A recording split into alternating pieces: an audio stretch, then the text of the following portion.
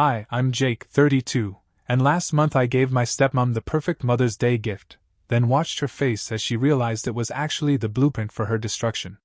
Cassandra came into our lives 13 months after my real mom died of melanoma. 13 months. That's how long it took my dad to swap out a woman who built a legacy, with one who thought croissants were too carby for breakfast and replaced our family portraits with black and white photos of birds. The kind of woman who drinks cucumber water and calls it self-care. I was 11. The first time I met her, she complimented my posture and told me I'd grow into my interesting features.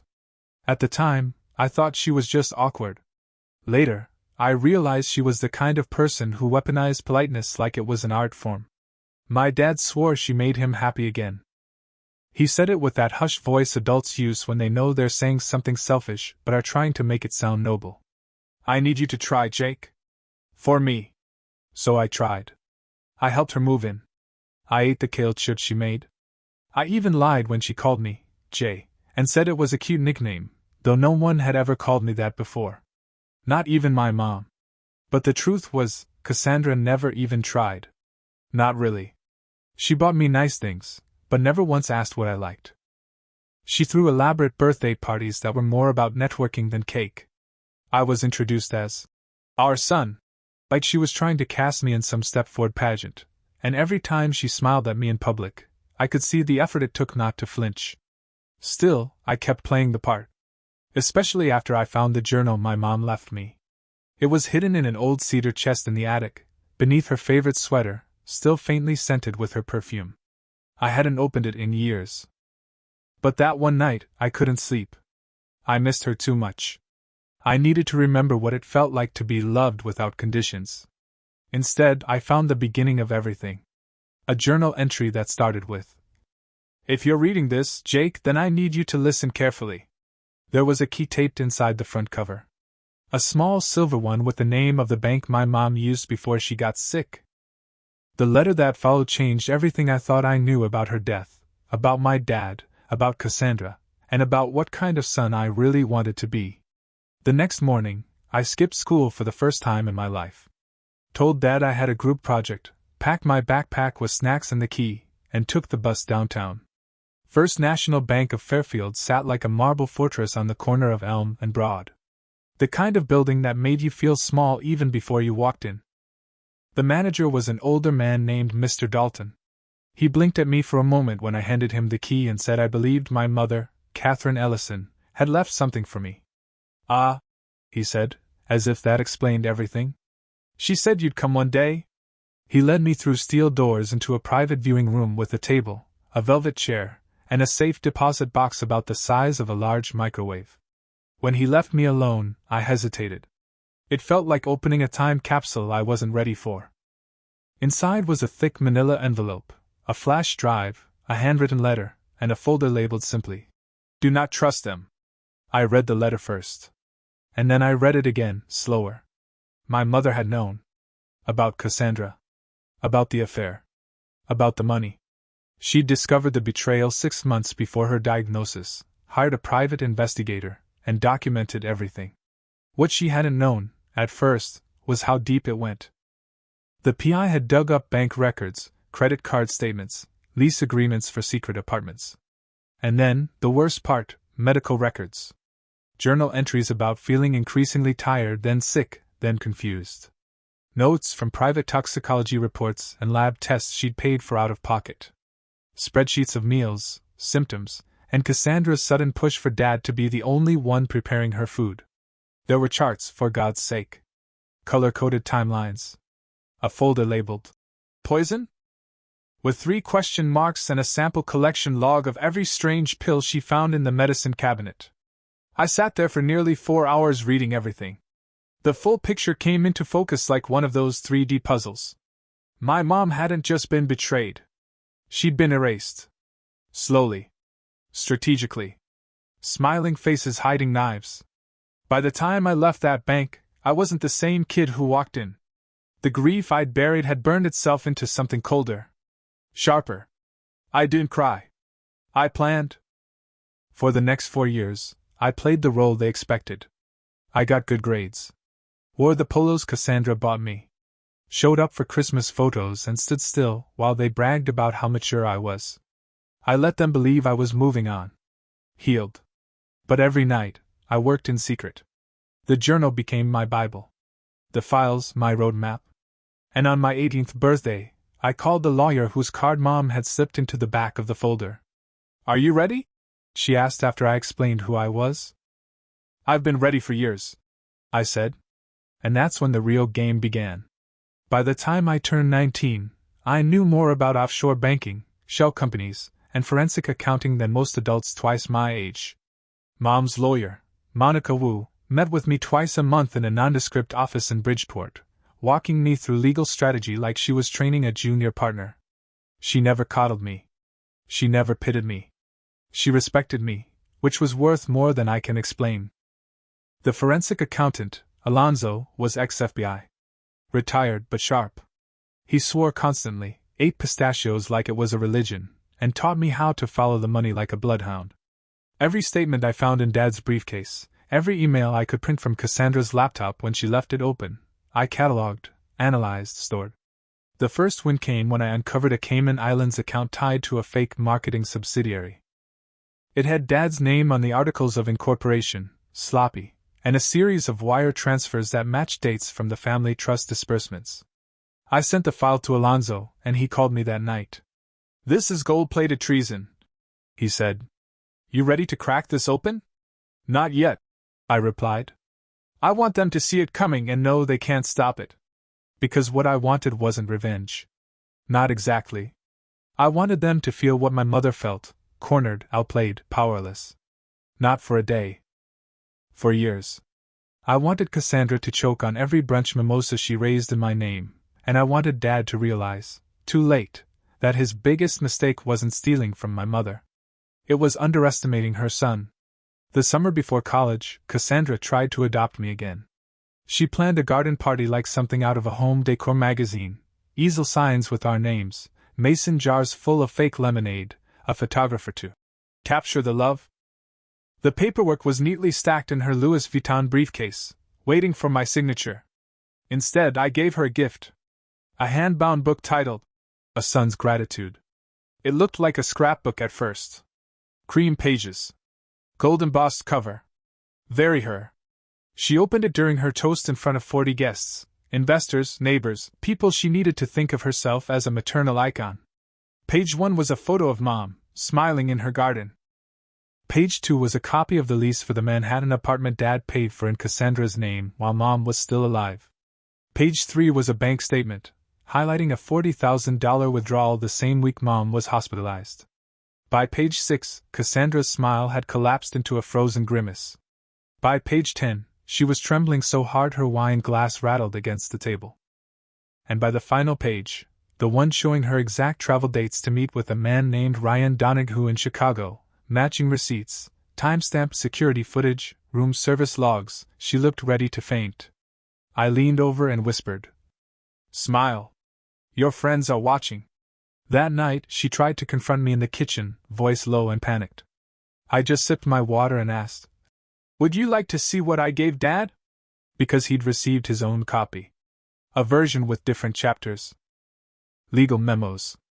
Texts he thought were deleted. A record of every time he used the family trust as a personal bank account. And one very interesting audio clip I'd recorded of him and Cassandra discussing how to handle things if the kid ever got nosy. The next morning, I got a text from Dad. "We need to talk." "Alone," I replied. "Tomorrow. Judge Henderson's office. Bring your lawyer." The final act had begun. The curtains were rising. And this time, I was the one holding the script. Judge Henderson's office was like walking into a cathedral of quiet authority. Mahogany shelves, green glass lamps, walls lined with decades of verdicts. It smelled like tobacco and consequences.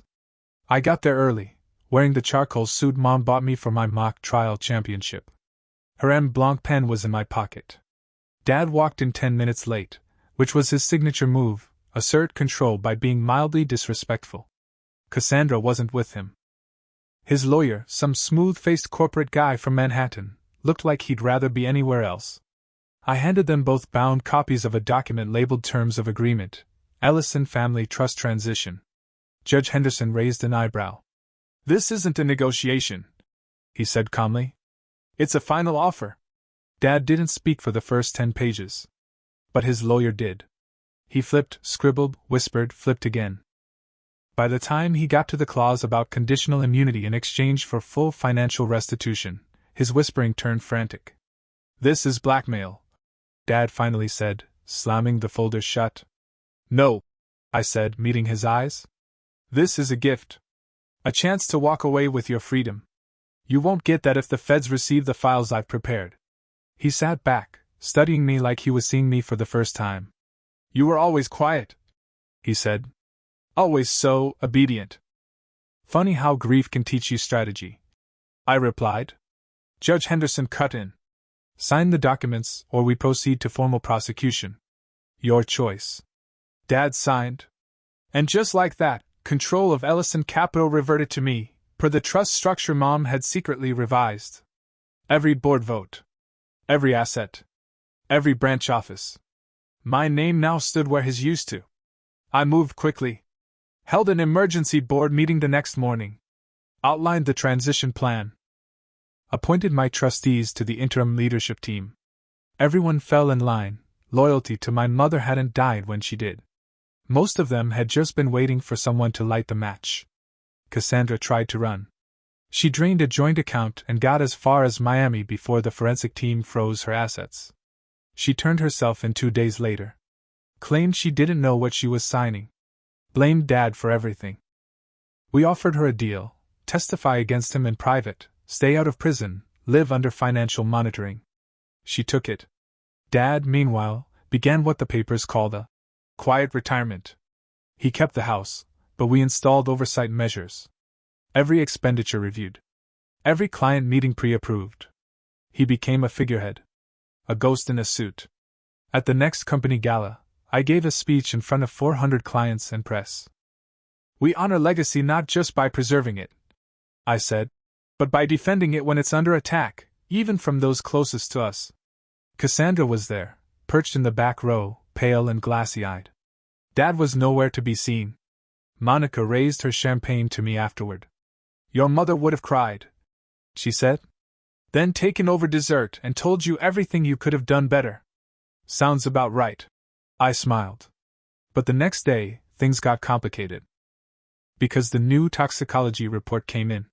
And it wasn't inconclusive this time. The email's subject line was clinical. Updated toxicology review, Phase 3 results.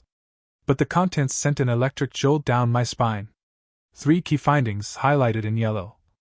Elevated thallium levels in preserved hair and nail samples, consistent with chronic exposure over several months. Unusual residues found on kitchenware collected from the estate, specifically a teapot set Cassandra had insisted be kept for sentimental value. Evidence of pill tampering. Old prescription bottles from my mom's bathroom showed puncture marks under the cap liners. Tiny, deliberate. Almost invisible. The analyst's note at the bottom was chilling. "These findings strongly suggest intentional poisoning. Combined with behavioral history and known motives, a formal criminal investigation is recommended." I stared at my laptop, barely breathing. It was real. All of it. Not just financial theft. Not just betrayal. Murder. Or something damn close to it. I forwarded the report to Monica and Alonzo, then called Judge Henderson. None of them were surprised. "We always suspected," Monica said. "Now we just have proof to back it." "What do you want to do?" The judge asked me, the same question he'd posed at the start of all this. "I want to meet with Cassandra," I said. "In person. Alone." They didn't like that. Monica especially. "She's dangerous," she warned. "Manipulative. Skilled at rewriting history. She'll twist this into sympathy for herself." "Let her try," I said. Cassandra agreed to the meeting immediately. Of course she did. She'd been waiting for this moment too, probably rehearsing tears in front of the mirror. We met in a white-walled conference room at her new office, a nothing title at a nothing position I had placed her in deliberately. She looked thinner. Tired. Like the weight of her own schemes had started to crush her. I sat down across from her, slid the toxicology report across the table. Care to explain? I asked. She didn't touch it. Didn't even blink. You've been busy, she said instead, smoothing her hands over her skirt. Is that why your father hasn't spoken to me since the divorce? I just stared. After a pause, she leaned in, lowered her voice like she was about to confess something sacred. I didn't poison her, Jake. I swear on everything I didn't. But you knew, I said. Didn't you? That made her flinch. Just a hair. I suspected, she admitted. Near the end. I thought maybe your father was acting strange. He started making her special meals, insisted on mixing her tea.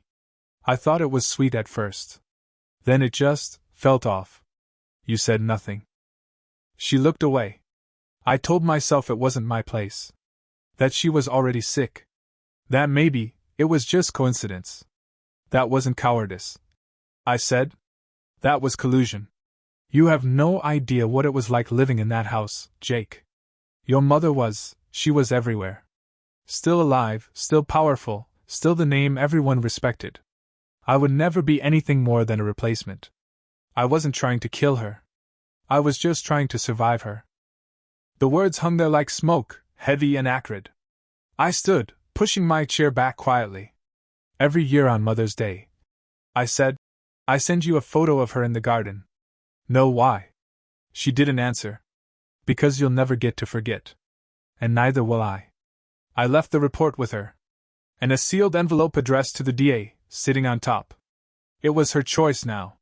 Turn herself in. Or wait for me to do it for her. That night I got a text from Monica.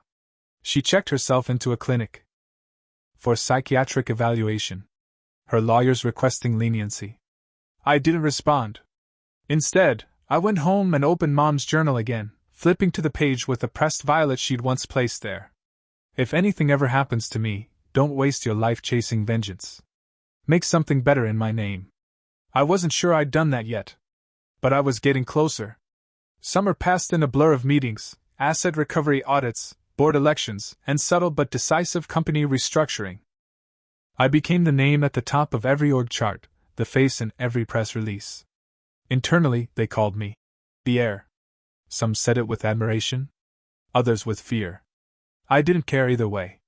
Cassandra stayed in the clinic. Voluntarily, according to the reports.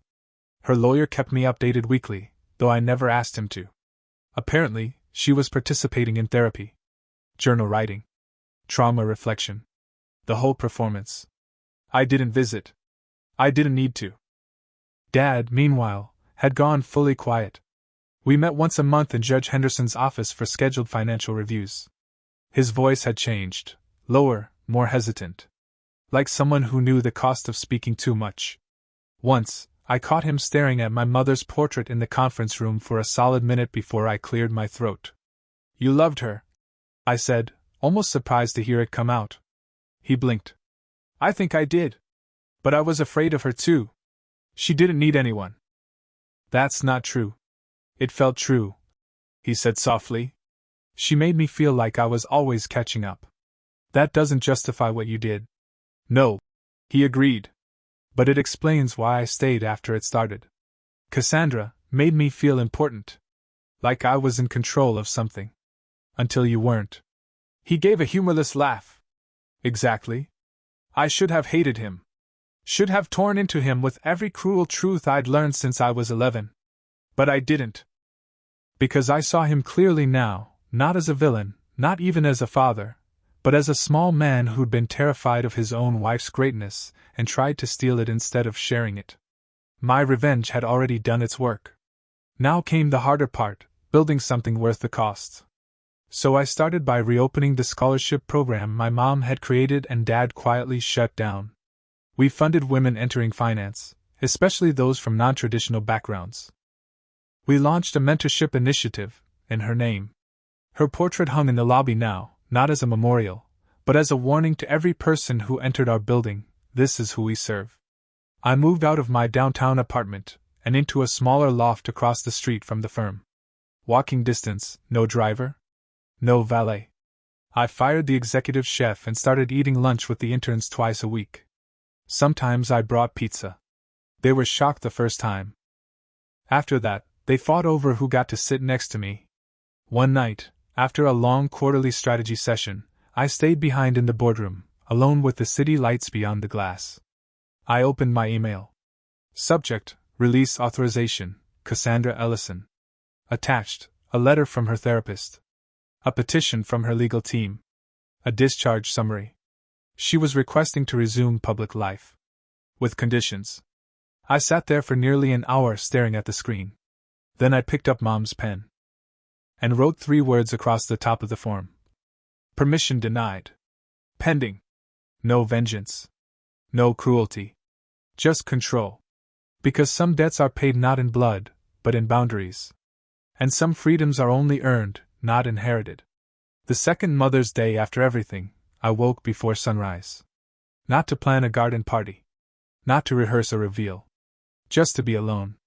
I brewed coffee the way Mom used to, extra strong, splash of cream, no sugar. Then I walked to the community garden 2 blocks from the office. Quiet. Humble. Rows of tomatoes and herbs and wildflowers winding up makeshift trellises. I knelt beside a patch of violets, her favorite. Planted them last fall. They bloomed right on schedule. I sat there for a long time, letting the soil stain my slacks, listening to the morning birds instead of quarterly forecasts. Letting the silence be the tribute it was meant to be. When I finally stood, I left a single folded page under the violets. My handwriting. My words. You taught me patience. Precision. How to fight without rage. I hope I've done justice to what you built. I wish I could ask you if it's enough. But maybe that's the point. You trusted me to know when I'd gotten there. I miss you. Then I went to work. Cassandra resurfaced that summer, briefly, in a restrained interview with a mid-tier financial blog. The headline: Lessons in Regret, a Cautionary Tale. She didn't mention me by name. She didn't dare. She painted herself as a misguided woman swept up in someone else's mistakes. I let it go. Because I already owned the truth. And everyone who mattered already knew it. Dad eventually moved to Oregon. Said he needed trees and silence. He sends me emails sometimes. Updates about the weather. Links to books he thinks I might like. I don't respond, but I read them. I don't hate him anymore. I just don't need him. Yale held my spot, but I deferred again. Turns out running a multimillion-dollar firm is a hell of a business school.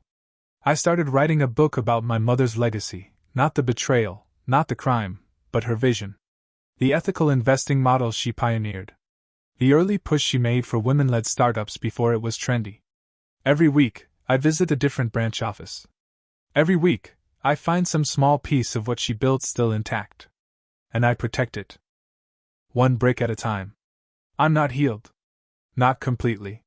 But I've built a life where healing is possible. Where control is mine. And every May, I still send Cassandra a single photo. Mom, smiling in her garden. With a note that simply reads, Still thinking of you. Still watching. Still winning. Because that's the last gift I'll ever give her. And the one she'll never be able to return.